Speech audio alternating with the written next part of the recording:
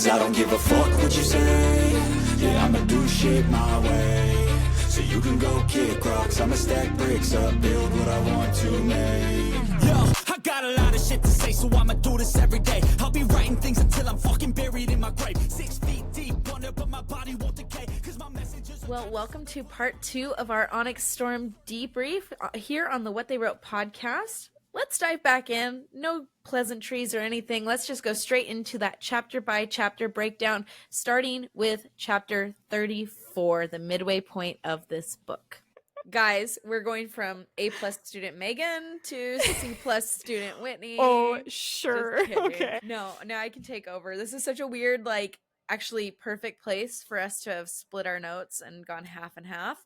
But it really is, crazy, because right at the halfway point we get Xaden's mom and so much more to come. So yes, we are in Hedotus, and Violet, Xaden, and the others are staying at the house of Talia, which is Xaden's mother, and Ferris, which is her husband, who is the second. That was wrong in my notes. I was put the head of the triumvirate, but it's not. It's the second. Talia would like to speak to Xaden. She comes up to their bedroom door. She has a tray of goodies, and she's like, I just want to see him. And Violet's like, bitch, no, don't. I'll take this to him, and, you can just go away now. We need some peace and quiet. And Talia would like to have dinner with Xaden, so she's pushing a little bit. She's kind of trying to get through that door. And Violet's like, okay, fine, I'll ask him if he wants to have dinner with you. Let me take these snacks over to him. Have a good day, ma'am. So closes the door on her, goes to find Xaden on the veranda and talk to him, and he's obviously upset. I would be upset too, Xaden. And he is just kind of hanging out there and saying, I don't want to know anything about her. I don't want anything to do with her. Sure.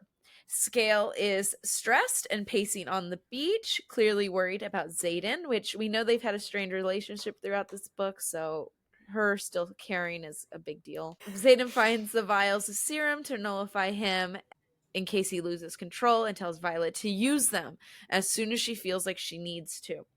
We find out Kat and Traeger are something of an item now, as Violet spots them walking down the beach hand in hand. Oh, cute. Aww. Thank goodness Kat has found somebody else. Xaden tells a story about how his mother left him on the evening of his 10th birthday. My heart is broken. I absolutely hate this bitch of a mother that he has. And then he says that she fed him chocolate cake and left a few hours later. The chocolate cake, which is really sad that that's still his favorite food. Xaden has 2 brothers, the oldest being about 11, and Xaden's mom, we find out, left him 13 years ago. So she started having a new family about 2 years after she left him. The kids are sent away from the house overnight, and Violet sends Andarna to follow them. Sneaky, sneaky. Violet starts to scheme as Xaden agrees to have dinner with his mother and tells Talia that they will come to dinner, and hands her a vial of dried arrowroot. We've heard about this. We heard it in a few chapters ago. So Violet, Xaden, Mira, Eric, Garrick, and Kat attend dinner with Ferris. Not everybody, but those 6 go to dinner. Ferris, Talia, Neri, and Roslyn, other members of the triumvirate, are there. I have given them a name because I have not been told what we would call these people of this island, but the Hedonites begin to test Violet and the others on their wisdom, and Talia is the witness to this. They're supposed to be tested when they come to the island. They're supposed to be a witness. They're saying, let's do it at the house where you're most comfortable at dinner, and Talia will be your witness. They simply start to tear everything the group says down, stating that they are unwise every time they say something about their life choices or something else. They serve tea made of this arrowroot. Is that what we're saying? Sure. Whatever it is. That Violet gave them, and everyone drinks their fill. So the triumvirate tells Kat and Violet that it would be wise for them, Xaden and Kat, to enter into a marriage contract and solidify the royal ties in the family. And they say, hey Xaden, hey Kat, we can do it tomorrow. How about we set a 3-year contract? How's that sound for you? Imagine. The audacity. Xaden pushes back, clearly upset, and says, very even as Xaden does, but obviously with a little bit of wrath in there, he wants a lifetime marriage contract. Anything less would be unacceptable, and the contract needs to be with Violet. Xaden confronts his mother about abandoning him. Yes, King, please tell her how you feel. And she states that she couldn't take him with her because he's the heir of Tyrandor. Aww. I must leave my poor innocent child behind. Yeah, during a war. Yeah, during wonderful. a war. So Violet realizes that Hedotus has current information about the continent and that his mother knew that Fen Ryerson had been executed and still did not come back for Xaden.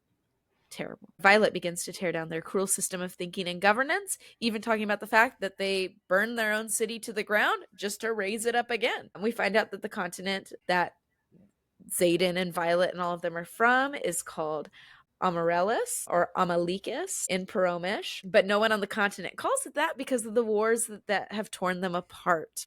Dessert is served, and it is chocolate cake.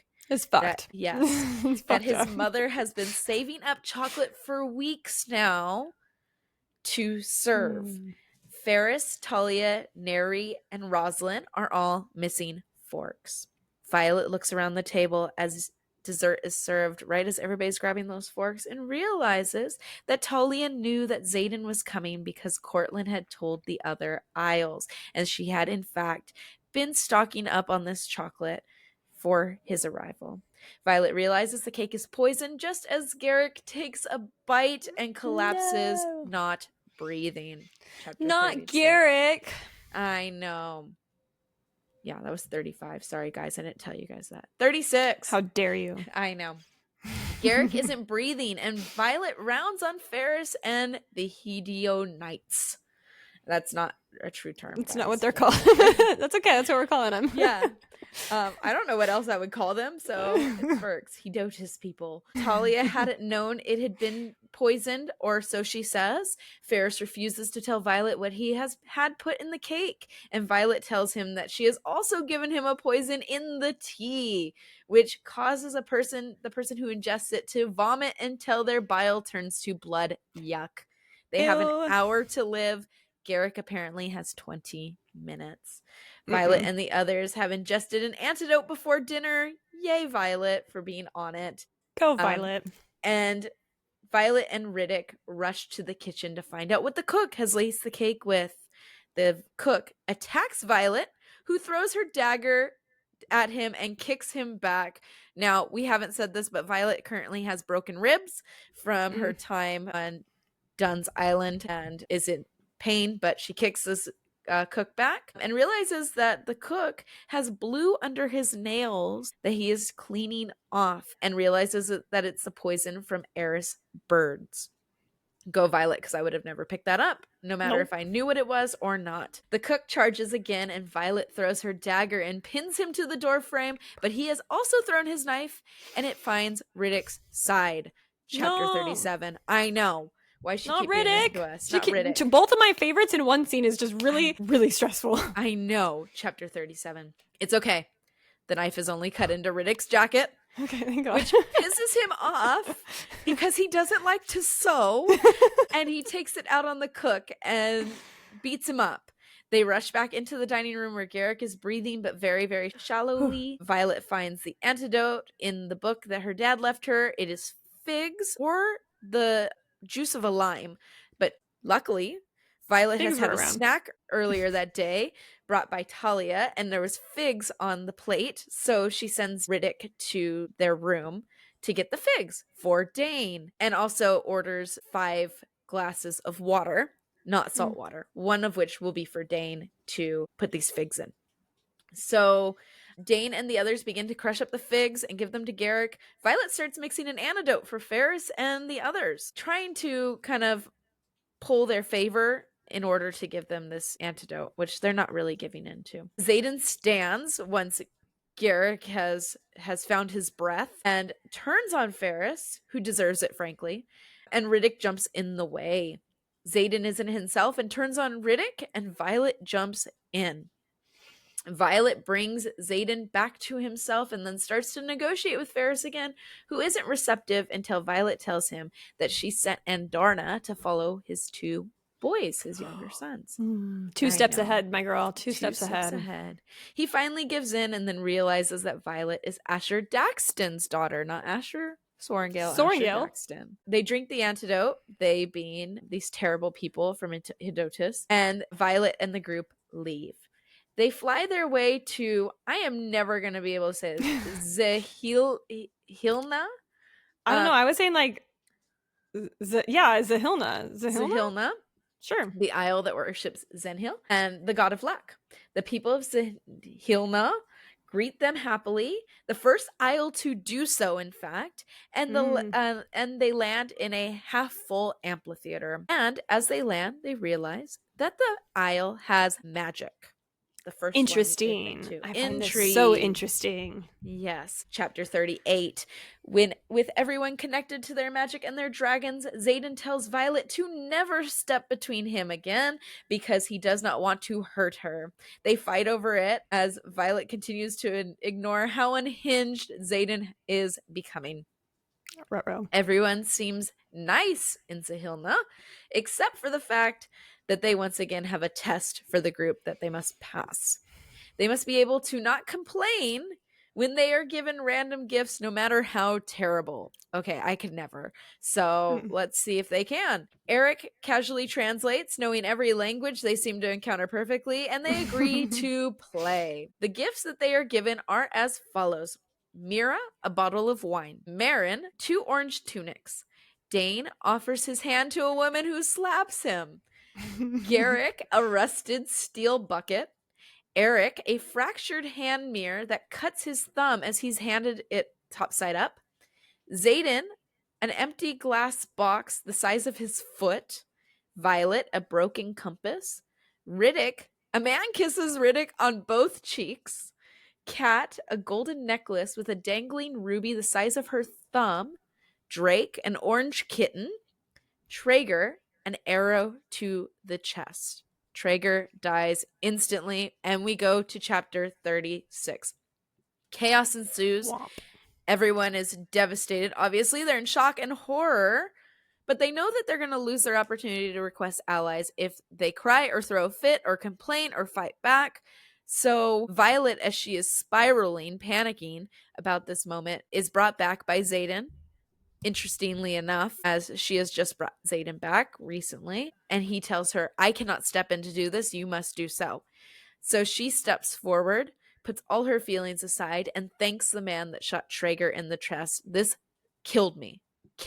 I couldn't do it. I could never. The group secures an army to aid Navarre, advance forces within the next couple of months, and the remaining troops when Navarre is ready for them. There are 40,000 troops in total coming. That is good. Kat and Marin ask Violet and the others to take Traeger and his griffin, Silarain, which, as we remember, griffins bond for life, so Silarain also died. They want to take them somewhere else to burn their bodies. They refuse to leave them on this island, which rightfully so. Kat says they need to fly off schedule to do so, and they will get back on schedule some way, somehow, and the group obviously agrees. Violet and Xaden have a talk about how she needs to lead and how she will need to protect Tyrandor from Xaden like she promised, and Xaden is still convinced there is no cure for him. Chapter 40. I refuse Real quick, to believe that. Yes. I must mention that I missed Marin in my list of people that were going on this. So add Marin to my list of people because I remember only listing 10, and I saw your list. I was like, shit, there's 11. So Marin is there too. Marin is there. That's all right. It's all right. Okay, because now there's 10. Now there's 10. They fly northwest, I guess. I'm so astute that I put that. In search of an island to burn the bodies of Traeger and Sela. Atrom carries Traeger and Tarn carries Sela, which is also amazing because dragons never carry anyone else. They find a deserted island that is not on the map and land there and build a pyre to burn the bodies. They set up camp on the isle with plans to scout the surrounding isles the next morning. It's really late at night, so it's pretty much the next morning at this point. For the 7th den, the Irids. Drake has named the orange kitten he was given broccoli, which bothers Mira, who thinks it should be named carrots, and flirtatious banter ensues. Love it. Bound chicka wow wow. Yep. They break into groups to go scouting. Marin and Kat go north. So do Drake and Dane. Eric and Mira go west. Xaden and Garrick go west. There's a line here that I love that Garrick says, "It's just you and I, honey, today." And I love it. And Violet and Riddick are going to go together east. They have 9 hours to search until sundown. Xaden is not at all happy with the fact that him and Violet aren't going together. But it is what it is because Violet is the boss. And Violet and Riddick will stay behind until the fire burns down because you cannot leave a fire burning for Malik on its own. And then they will leave to scout. Riddick and Atrum play in the water. This is a great moment. They're So pranksters. cute. It's so cute. You get a little bit of insight into Riddick and his dragons kind of relationship. And then Violet sees movement, which I imagined was like invisible movement, like footsteps in like the sand that you don't know where they're coming from. And she hears a dragon huff, and then a painful whistling sound, and a dragon appears in front of her and begins to speak. Chapter 41. Woo. The 7th dragon den arrives. Well, 6 of them do at least, and they have been following the group. They are pretty rude for being polite dragons, let me tell you. The things we learned from them is they don't like humans. They are pacifists. They have feather tails throughout their lives, and Darna changed hers on her own. They do not live among humans. There are hundreds of them. They are angry with Violet for bonding a juvenile and taking her to war. Jeez. They are testing Violet, and Violet apparently failed. So they have really put their judgment out there just like within these few moments. Actually, it takes a while because Aunt Darna tells them the story of her life. Yeah. But ultimately they've been judging Violet since they found her. Okay. So Andarna was left as the criterion, and her hatching and experience with the humans would measure their growth. But since humans continue to fight, even under the protection of the ward stones, they have failed the test. So the Irids, they don't like them, they don't care, and they would want nothing to do with humans. Chapter 42. The Irids reject Andarna because she has let the humans turn her into a weapon. Come on now, she's a baby. Baby. She's just a baby. They refuse to help fight the Venom and tell, which would be Riddick and Violet, the them here, that there isn't a cure for Venom. Yikes. Xaden and Garrick come back. They're the first to arrive back. And the Irids somehow see the red rings in Xaden's eyes. I'm not sure how this happens, but it happens. Let's just be aware that Xaden is not pulling from the earth at this moment. Just so we know. And Riddick sees it too. The Irids leave and Darna takes off sulking. Riddick is not happy. And neither is Andarna. She is a very grumpy dragon. She's very grumpy. And sad. And I would be too. Chapter 43. Violet promises to tell Riddick everything as the others land. She gives him kind of like a redacted version at that very moment. They tell everyone that the Irids have refused to help, and then Violet and Riddick pretend to go find food. Wonder what they're doing there. Violet tells Riddick everything, and he is pissed she did not tell her friends, worried for Violet's safety, and untrusting of Xaden. Duh. Riddick promises to not tell anyone in return. Violet must tell Rhiannon, Sawyer, and Jacinia, and choose a line where she will let Riddick turn Xaden in. Her line is, even though she did not want to choose one, is if Xaden hurts her or someone she loves. So Violet has kind of this tense interaction with Riddick. She wields lightning and hits a tree behind him. They come out, they tell Xaden, who is waiting for them, Riddick's not going to tell anybody, but these are the conditions. Then Riddick has this great moment where he says, just so you're clear, she didn't wield lightning for the reasons you think she wielded lightning. And Xaden's like, well, obviously fucking not. So I'm not worried about that. And then he says, what do you go? He goes, if it were, it'd be bigger or something like that. Yes. Or it wasn't big enough or something like that. Yes, so it's a great moment. So Riddick's on her side and they all fly back to Basgayath. It takes them 10 days to fly to Deverelli, which is kind of their landing point. Another few days to Corden and Drathis, and then another couple to Basgayath. So we have like over a week of traveling, almost 2 weeks of traveling. Their trip in total was 3.5 weeks. So they hadn't been out very long before they came back, but it just took a long time to get back. A missive is addressed to Violet from Theophany, silver-haired Venom, stating that she knew where Violet had been the whole time. In fact, she saw them fly over Pavis on their way home. No. Colonel Ados tells them that the Queen of Peromiel has died in an attack on Suvina, and Tecarus has become King of Peromiel. Whoa. A lot has happened since they left. Chapter 44. Everyone in the quest squad is debriefed for hours and hours, but the king, King Tori, was so happy with Eric being alive that he will not allow them to be punished for disobeying orders. Thank goodness. Mira and Garrick leave for the front. Drake goes back to Corden with his little kitty, Broccoli, and Brennan comes back from Erasia to mend Violet. We find out about the attack on Suniva and learn that 12 Wyvern and 12 Venom took out 25,000 people. Yikes. 4 to hold the perimeter, 4 to fly directly to the palace, and 4 to the barracks and armory. 6 crates of alloy were in the barracks.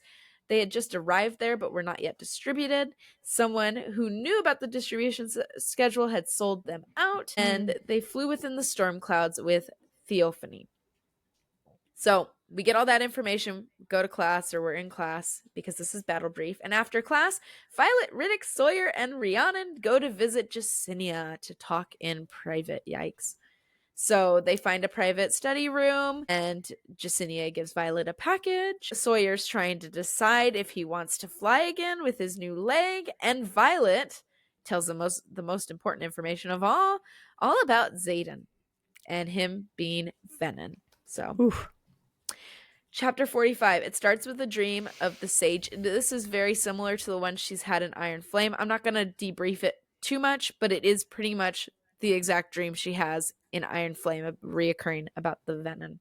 Violet wakes up and opens the package Jacinia gave her, which is a Deverelli silk nightgown and robe from Xaden, who had it made when they were in Deverelli. How sweet. Xaden is brooding because he knows the Irids. Seeing him was the reason they do not agree to help, and Andarna is still brooding too. We go to class and we practice running dismounts. I need water. I don't know how you did it. You spoke for like an hour and a half. It's insane. There were a couple moments where you spoke and I was like, water. You're like, I need it. Water. Yes. But they are back in class and they practice running dismounts and remounting on their dragon. And Tarn and Violet modify, and it works. Thank goodness, because Violet can't do these things. It is Xaden's birthday, and Violet gives him a bracelet with a piece of onyx from the turret at Ryerson House. Xaden hasn't channeled in 47 days. He's looking for a number he thinks will prove that he is stable. Felix arrives at Basgaia to help Violet train. She says, hey, I was going to be in Erasia in about a month. I could have trained them. And he says, well, if I was sure that Erasia would still be around in a month, then that would be fine. But those wards are not holding, and they are not sure. Wyvern hordes are getting closer and breaking through, so they're not sure it's going to be there. Chapter 46. 3 weeks later, Xaden is still brooding, and Venom are getting closer to Drathus. This brooding man. Xaden has been in Tyrandor for 10 days. Andarna is hiding away in the Vale, still heartbroken that the other Irids rejected her. They're terrible. I hate them. I'm passing judgment. Good. Third years are filling Midland posts regularly now, so that means that Imogen and Quinn are regularly leaving and going to these posts. Violet and her squad are supposed to fly to Erasia the next morning, as we talked about, to start doing their rune training with Teresa, and they will be flying with Kaori, Felix, and Panchuk. Kaori is going because he wants to study Andarna, which Andarna will not let him do, so this is a futile thing to do. In the main campus, commotion ensues. Eric pulls Lynx back just as Llewellyn throws the Duke of Chaldeer through the doors. Llewellyn is serving right now as Xaden's proxy while Xaden is away. Xaden appears to break up a fight, so Xaden's back. We don't need a proxy anymore.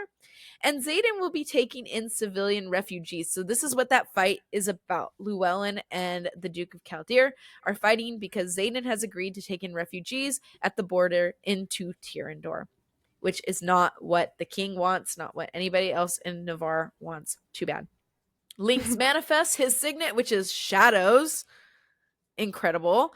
And Xaden tells Violet, 1, that this is a balance that the magic has because Xaden is losing himself. Don't say that. And so the shadows are a signet that is remanifesting basically into somebody else. And he also tells Violet that he's headed to Llewellyn because the king has ordered Tyrrendor to double their Taladium output for alloy, which is straining miners, and there's unrest due to new conscription orders. Yikes. So Llewellyn has a heart-to-heart with Violet at this same moment, right after she talks to Xaden, and tells her that she needs to keep Xaden straight on what is right for Tyrrendor, which he says is the most important thing now. It says Tyrrendor and Xaden are now one in the same. Tyrrendor first, Xaden second, Violet and Xaden's relationship third, and Violet fourth. Which, I mean, okay, but maybe she could be third. I mean, that's let's see. Xaden isn't in power, he is power, which is what Violet says, and he's slipping. So Xaden leaves Basgiath. Chapter 47. Sawyer finally decides to try to ride Silsieg again. I never can get these words right. And succeeds. I know what they are in my head. I just read them. The cadets fly out to Eratia for their rune training from Teresa because she's like, I am not going to Basgiath. I won't be there. So good for her because I don't want to be there either. Everybody's happy to be back in Eratia. Yay! Brennan goes to see Violet in her room to make sure she's not injured because every time she arrives in Eratia, she's injured. And tells her, 1, he knows Xaden is Venin. 2, he has tried but cannot mend him. 3, Xaden has asked him to try to fix him, including wanting to try to mend the spot where he first pulled at Basgiath. Violet knows Xaden hasn't given up on being cured, even though he continues to talk about how he is no longer himself. Chapter 48. That's crazy to me that Brennan knew that whole time. Or not the whole time, but that Xaden went to, trusted Brennan. Trusted him. And not telling anybody that he's going to tell Brennan when it was so particular of who could know. It's very interesting. I think that'll come up more later. And you all know our theories about Brennan, so don't get us started. Brennan the Venin. Brennan the Venin. Okay. Chapter 48. Xaden returns soaking wet to their room at Ryerson House. Yes, Zaddy. It has been 73 days since he last pulled. Hallelujah. He wanted to make it to 76 days, which is double the amount Jack Barlow went without pulling from the earth to prove that he is stable. He flew from Llewellyn, headed to Tervain, but came back to Ryerson House instead. And Violet says, you flew in the wrong direction. He's like, yeah, I know. Things start to get spicy as Xaden warns about control he feels he does not have. So there's this little scene where he sneaks the little dagger on the side of the bookshelf before getting spicy. So chapter 49 is a spicy chapter of shadows and sex and daggers on dressers just in reach. Xaden is able to control himself to not pull at all when they are having their intimate relations. Feels like he's finally gaining more control. Yay. Chapter 50. I know. Good for him. Another nightmare about Venin, and Violet is jolted awake. She wakes up. This is again very much like, I'm not going to recap that dream because it's pretty much the same one that she's had over and over and over again. That she's being held by this Venin, and he's talking about how she'll turn and blah, blah, blah, blah, blah. Okay. So she wakes up. Xaden is also having a nightmare right next to her, and she wakes him up, and they discuss it. They find out, this is a big chapter. Chapter 50 is a big chapter. They find out that they're having the same dream and have been for a while. But they are not having Violet's dream. They are having Xaden's. So we have found out that Violet has a second signet. It has manifested. It has been manifested since Iron Flame, at least. And it is Dreamwalker, which is a type of intrinsic. One that's actually particularly dangerous because you were walking in somebody's subconscious and you would be killed. If anyone knew Violet would be killed, that she was walking in other people's dreams. Violet recalls having another strange dream at Samara before the attack on Marin's family village. She tells Xaden about it, and Xaden realizes she's been walking in Marin's dream as well. They go to ask Marin in order to confirm, not telling Marin that she's been walking in dreams, but just asking her about a picture that she had that was described in her dream. And Marin tells them about the picture that she has of her family and shows them. So it was, in fact, the dream that she was having. It's the same one that Violet saw in her dream. When she looks at the picture, she's like, oh my gosh, this was definitely it. And as they're speaking to Marin, Eratia falls under attack from the east. Chapter 51. A horde of a few dozen flies toward Eratia. Few dozen wyvern, if you guys don't know. They head out to fight and protect Eratia as the wards fail to hold. The first years are instructed not to fight. Good luck with that one. Eric tells Violet that she needs to protect the Temple of Dun. And they fly into the fight, and the silver-haired Venom Theophany is there. Tarn goes for the kill with the closest wyvern and bellows out in pain, and we go into chapter 52. She keeps leaving us on these cliffhangers in this book. It was a very prominent, I feel like, shift in this book. It was. Violet and Tarn fall through the sky into prairie grass. A wyvern's wing spur has broken off in Tarn's leg, and he needs it removed. So they have landed in front of Dun's temple, surprise, surprise, and Andarna is there. She says that the prince, Eric, has warned them to protect the temple, so that's what she's doing. She's taking orders from Eric now, which I think is hilarious.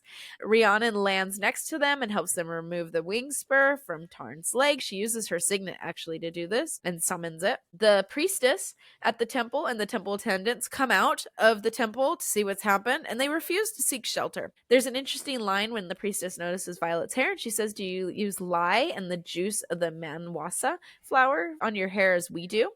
And Violet says, "It just grows like this." And the priestess says, "Does it? You have journeyed far to come to our aid."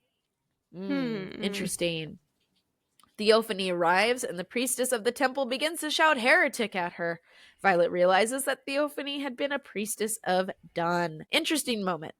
"Heretic, you are not welcome here." And then Theophany says, "Perhaps I am not welcome, but they are." And two more Venom in red robes appear. Interesting. Why would Theophany not be welcome?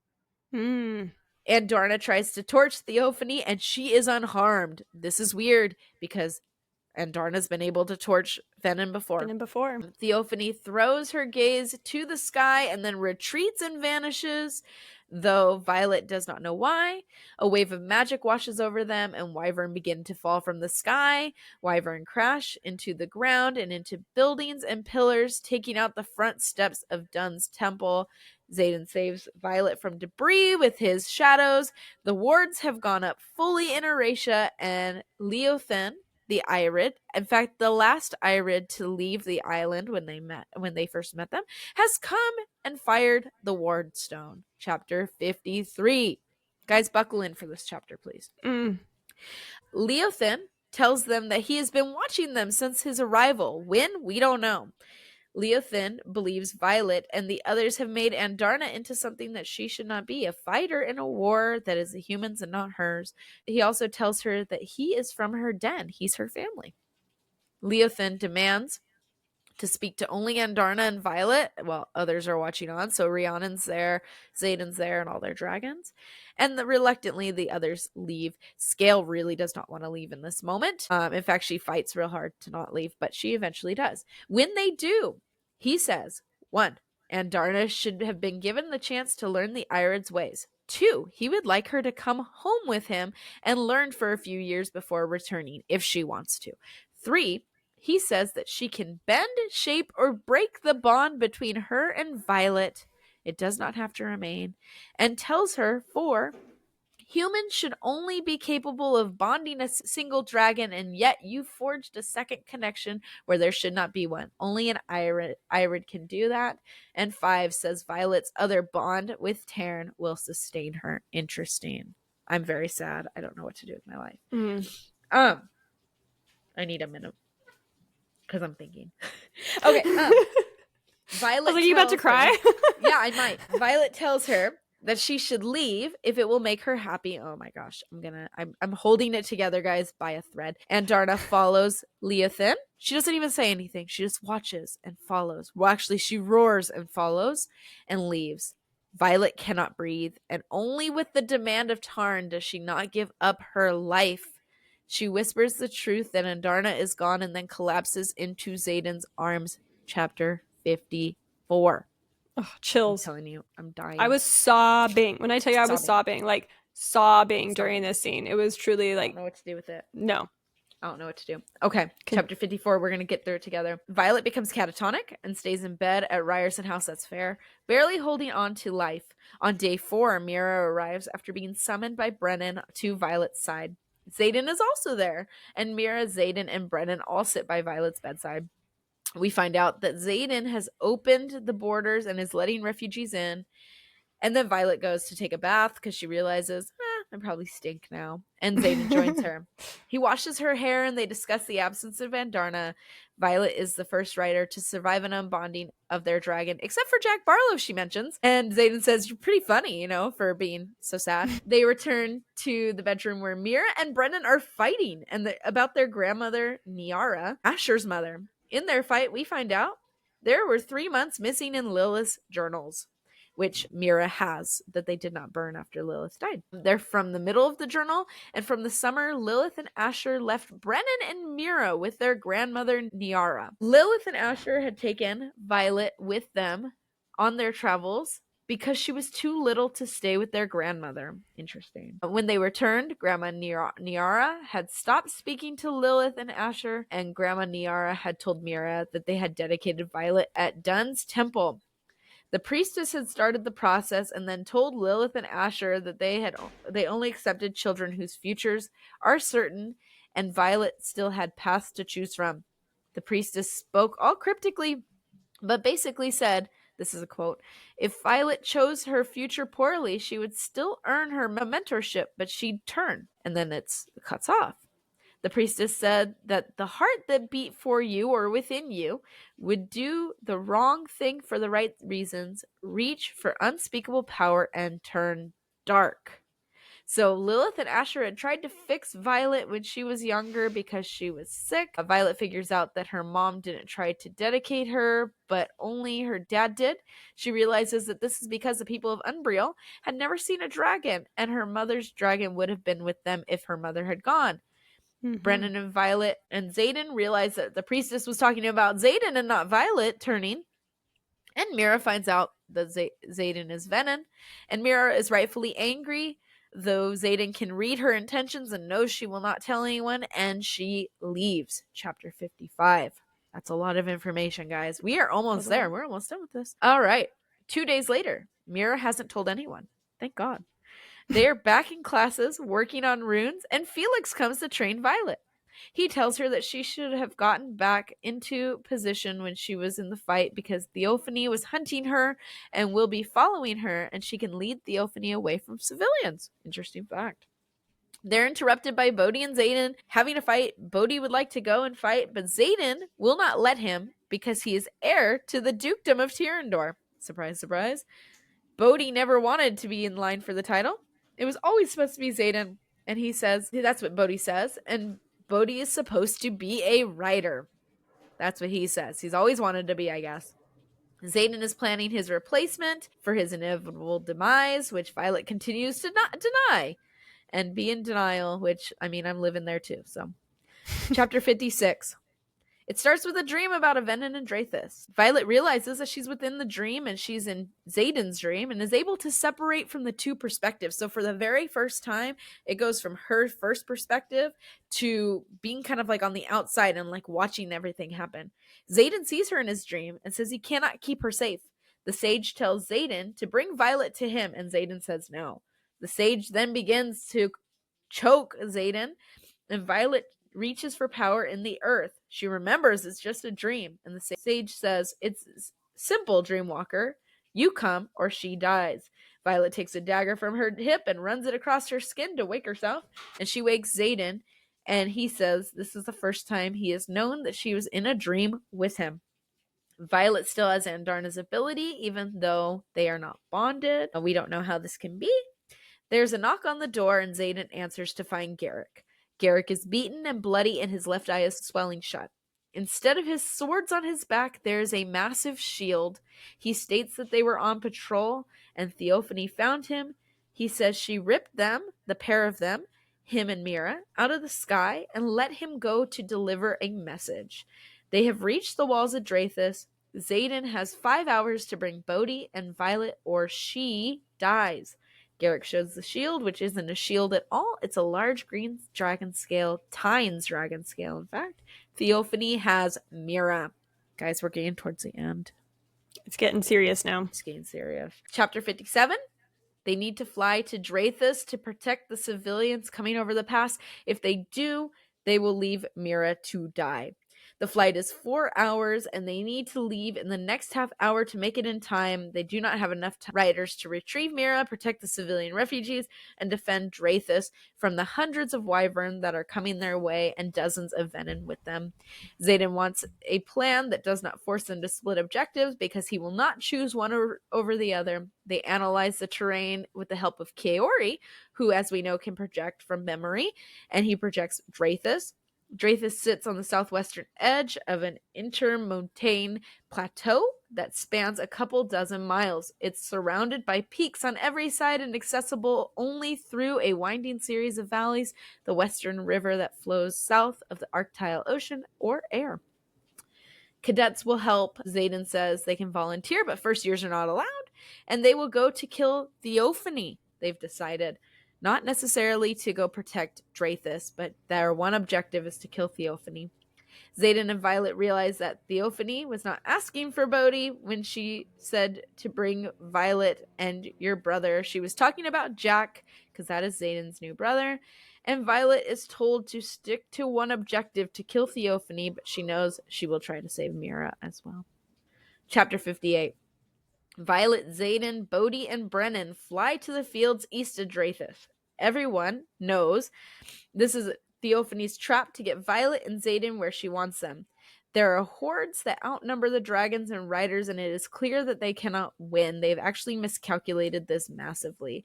They land to meet where Theophany had told them to and notice multiple things. 1, the wyvern do not launch to intercept them. 2, the wyvern do not block the way of evacuees. And 3, Eric and Mulvik, his dragon, are seen at the cliffs, headed in the opposite direction of the fight.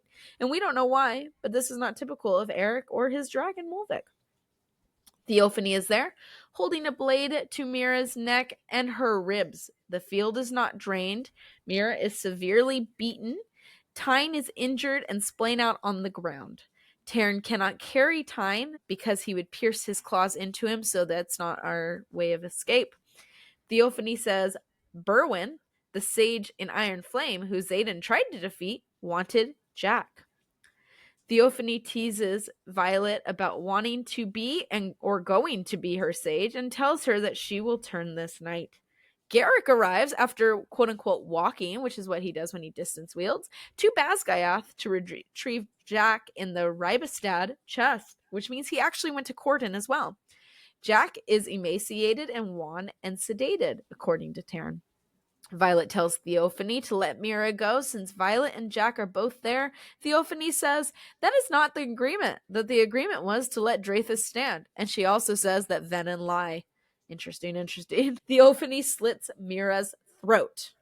And we are left there to go to chapter 59. Here we go. Theophany throws a dagger at Jack. She was trying to kill Jack, which is crazy. That's crazy. Xaden says if she wanted him dead, he obviously knows things that they don't want us to. Mm-hmm. Ooh. Xaden tries to attack Theophany with shadows, but can't. And they dissipate in the other direction. They just throw him back in the other direction. We don't know why this happens. Mira falls to the ground, blood pouring from her throat, and Brennan rushes forward and begins to mend her. Dragons barrel into the fight. Xaden casts shadows to block out the fray. Violet looks up and sees 2 reds flying towards them away from the city, so they're on the east side. It is Thwart and Kath, Sloane and Dane. Yeah, baby.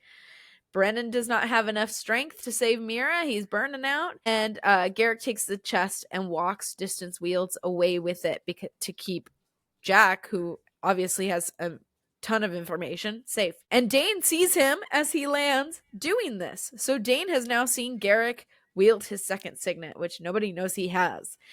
Dane says he has followed Sloane, who brings a package from Eric to Violet. We'll unpack that later, literally. Violet asks Sloane to siphon power to help Brennan heal Mira. Dane offers up his own power to transfer to Brennan. Sloane is really reluctant at first because she's terrified that she's going to turn into venom. I would be scared too, to be fair. But she does, with a little coaxing from Dane. Little flirty coaxing from Dane. And she holds onto Dane's wrist and the back of Brennan's neck. Brennan is able to save Mira, and then Dane heads back into the fight, having seen Garrick use his second signet. And Sloane leaves as well. Bodhi tells Brennan to take Mira to safety, and they will free Tyne. Violet notices that there isn't a rune on Brennan's neck like he has on his palm. Interesting. The quote is, weird.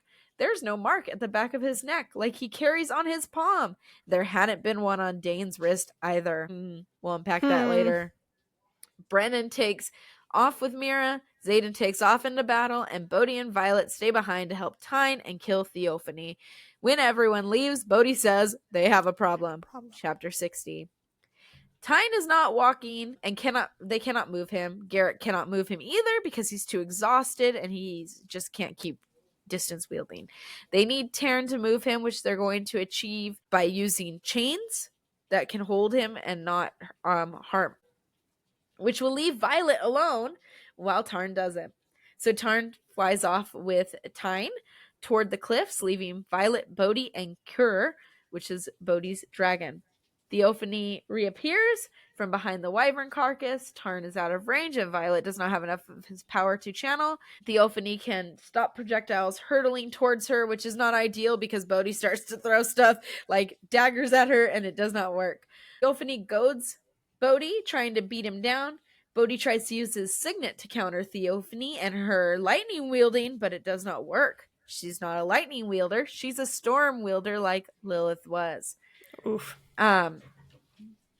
So it is said that Lilith was the dragons and their magic's answer to Theophany and her power. The quote was, "She was the answer to my mother," Violet says. Saying it out loud snaps the shock from my system, and my mind begins to race. Only Aimsair's exhaustion or the physical illness weakened Mother. Not even the strongest wind wielder could diminish Mom's storms. She was the answer to me, Theophany hisses, and the clouds start to swirl. The tornado, my chest clenches. My mother had never accomplished that particular feat. No wonder I had not recognized Theophany for what she is. I'd never met a more powerful storm wielder than Mom until now. Violet tries to get Bodhi to leave, and Bodhi will only leave with her. They argue about it, and Violet realizes if she leaves, that everyone's gonna die.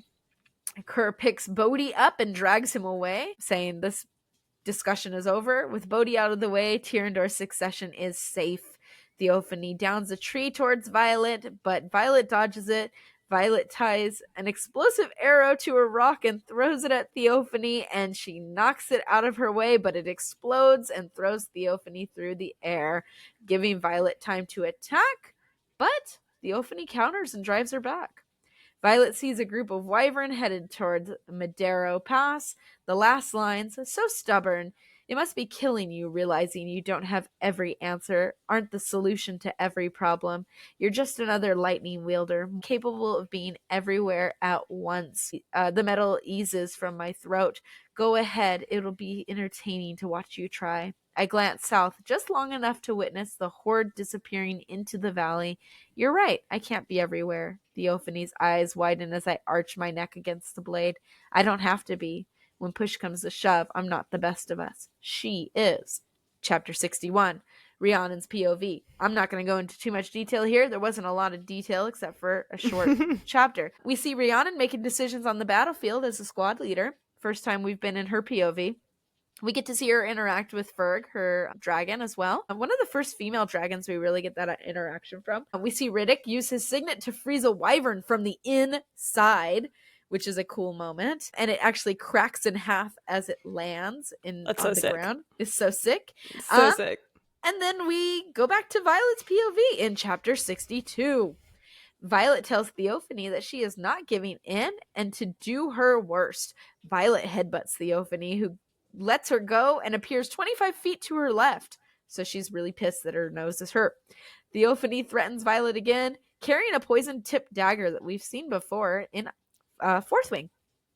Violet says, I think you exposed your desperation with your once-a-century comment, you need me. You're not going to kill me. She knows Theophany won't kill her, but Theophany wanted her Irid, and Andarna's gone, so she doesn't have much leverage there anymore. Theophany goads Violet about Xaden, tells her that we're excellent actors, but our kind doesn't feel what you call love. Ooh, I hope that's not true. Theophany tells Violet in order for someone to not drain themselves, so they're standing on this ground that has not been drained, by the way, that they'll have to be standing on ground that has already been drained, and then begins to drain the earth around them towards Violet. Violet thinks fast, though, and saves herself by running towards and standing on top of wyvern carcasses. Smart. As Theophany's draining passes over Violet, Scale comes and grabs her and pulls her up from the earth. She throws her into the air to Tarn and then goes back to Xaden. So she comes in for the save and then leaves, like, whatever, girl, go with your dragon man. And he says Tyne is recovering and Mira lives. So we have that confirmation. Tarn shows the battlefield to the south through his eyes, where Theophany has now disappeared to, and she is riding a wyvern bigger than Coda, huge, towards them, with more than 100 wyvern between she and them. Violet spots Glaine, Kath, and Kerr. Now, if you need your reminders, Imogen, Dane, and Bodhi, who should not be there in the fight. Scale has blocked out Tarn, so we don't know what's going on there, but we know that they're still fighting her and Xaden. Violet tells Tarn to order the riot back to the airspace above the city, and Violet begins to wield as many bolts as she can towards the herd of wyvern, and Tarn is counting them off as they hit. She has 10 bolts and she hits 7. She has 6 bolts and she hits all of them. Blah, blah, blah. There's so many, and it's amazing, actually. She's actually using this technique that Carr has taught her, which is interesting, too. The just all-out technique instead of the focus. Just as many as you can. Yep. So Tarn and Violet go for the wyvern and get to Theophany. Theophany wields a tornado, and Tarn commands the riot to the ground as they are flying through this tornado. A blue dragon flies overhead. Violet thinks it's Xaden and Scale, but it's actually Molvik and Eric. He has brought the reinforcements from Zinhilna. 1,000 soldiers and their horses landed at the port of Sudra by accident instead of Cordon, and will be here in less than a half an hour. What a lucky accident. Violet watches Kerr and Glaine launch. So once again, that's Bodhi and Imogen, despite their orders to ground. Tarn reminds her that she has one objective, and she launches towards Theophany. Chapter 63, Imogen's POV. We find out a few things. Imogen has brought 2 cases of alloy daggers to the fight. Xaden has been withholding Tyrandor's forge weapons from King Tori, and they have sent Garrick for more cases, which means Felix knows about Garrick's second signet, forcing Garrick to walk so much that would bring him to burnout. Glaine launches to go help Kruth and Quinn. They get to the walls of the tower to defend it with Dane. Imogen protects Jane with her second signet, which we're not quite sure what it is. It seems like some sort of shielding signet. We're not sure.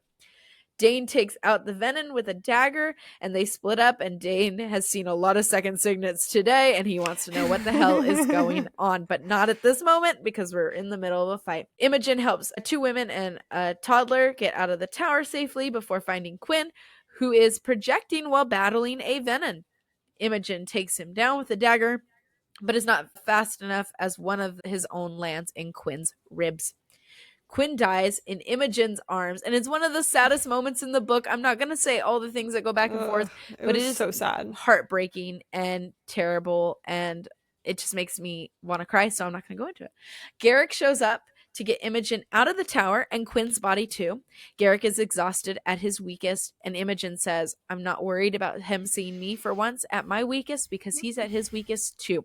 He takes them to a nondescript building near the battle. It's still raining, and Quinn notes the smell of sulfur and smoke, so we know they're still on the battlefield. Teresa is there to weave, and I guessing that there's other cadets with her that are learning how to weave because she says we are weaving. Garrick goes to leave. He says he cannot walk again. He wouldn't have enough strength to make it to Erasia and back again, and says, so I better find some fucking way to do something, and leaves. Imogen tells Glaine to have every rider get to her and disarm because it is the only way that they make it out alive. Chapter 64. We're back to Violet. We're only a couple chapters to the end. Theophany has used her tornado to bring them to her. The conduit shatters and Violet cannot aim, and then she sees the sun through the clouds. Violet realizes that Theophany is killing the storm to make it harder for her to wield. So not only does she not have her conduit, but she doesn't have the storm to help her. Taryn chases down the wyvern as a roar breaks through the air and its scale. There's a snap and a shadow over Taryn and Violet, and a net falls over them, and they plummet to the earth. They slide down the mountain just like the first time they encountered Theophany's tornado. The net is made to hold dragons, and Violet's able to slip through, but Taryn is actually still stuck, so they need to start cutting him free. Theophany descends ahead of them. Violet and Taryn begin to tear at the net to free them, and Violet notices something jabbing her in her side. It's the package that Sloane has brought her from Eric. I promised you we'd unpack this. It has a note on it that says, for when you lose yours, strike in the dark, Violet. In the package, there's a ceremonial-looking dagger with a flame-shaped tape etching the hilt. It is from the priestess of Dun's temple in Erasia, with a note that says, a gift from one servant of Dun to another. I must warn you, only those touched by the gods should wield their wrath. I pray to her that she not need to use it to avoid reacquainting herself with the other who curries her favor. Her path is still not set. Violet has lost her dagger, and Eric knew she would need another. Theophany approaches. Violet dismounts Taryn, cutting away the net as she goes. Theophany has caught Xaden and Scale in another net as well, we find out. And Violet begins to wield, but Theophany is faster. Tarn continues to break free as Violet wields. Violet needs to distract Theophany and does so by saying, tell me, do you miss Umbriel? Theophany startles, but then asks, do you? Or are you immune, having only been touched, but not dedicated? Do you know the pain of never being allowed to return, of knowing that it would sever the very thing that's kept me untouchable for all these years? A lot to unpack there. Scale cries out, and Violet warns Xaden not to pull from the source, but he can't hear her. Darkness falls over Drathis, an Onyx Storm, as it's said, and Wyvern cry out. The storm of Onyx rushes towards Violet and Theophany, too powerful to stop, too much to not end everyone. Violet whispers, I love you, down the bond. The shadows throw Theophany to the ground and caress Violet's cheek as they are enveloped in darkness. It is time to strike, and Tarn tells Violet to use the darkness to strike, just as Eric's note had said. Eric is a precog, a full precog. He has precognition. That is his signet. Violet goes to strike. She's actually wielding at the same time. I didn't get that until the end of this moment. And lifts the blade from the priestess of Dun and holds it high. Scales shimmer in the darkness, teeth bared, and Darna has arrived. Yay! Baby's back. Baby's back. Theophany reaches for her in wonder. So she's reaching towards Andarna. Crazy. Violet charges forward and plunges the dagger into Theophany's heart. Theophany staggers back, laughs, and then notices that there's blood. And then comes the line, how? Her eyes flare as she topples to her knees. Stone doesn't kill venom. You were never just venom, I reply. Dun is a wrathful goddess to high priestesses who turn their backs on her. And then Theophany desiccates. Darkness falls. Goodbye. As Violet cuts off the lightning strike and Andarna whispers, Violet. Amazing. Chapter 65, Xaden's POV. Once again with Xaden in helpless times of battle. Scale is trapped in the netting and her magic is depleted from fighting Wyvern. She doesn't have much left to give to Xaden. This is a desperate situation.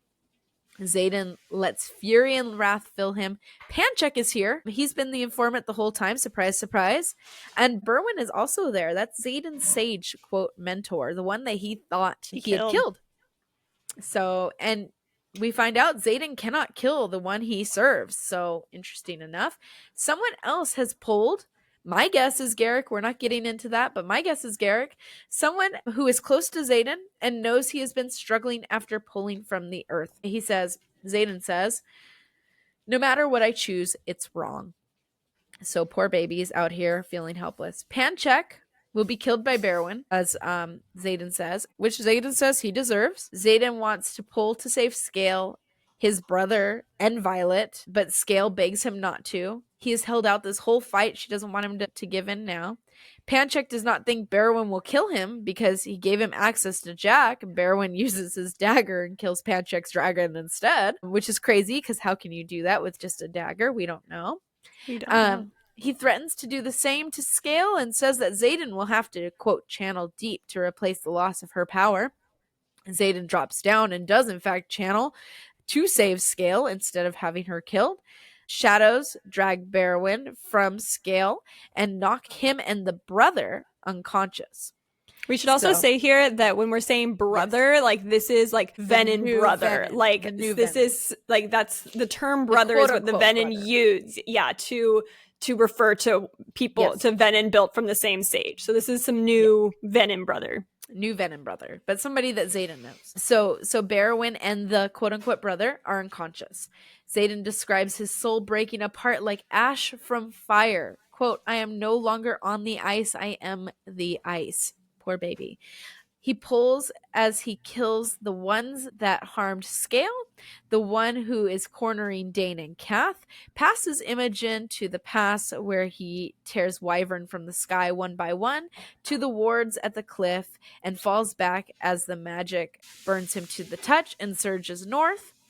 Violet says, I love you, and breaks through the need for power. His shadows rush to her, pushes Theophany to the ground, and caresses Violet, as we've seen in Violet's POV.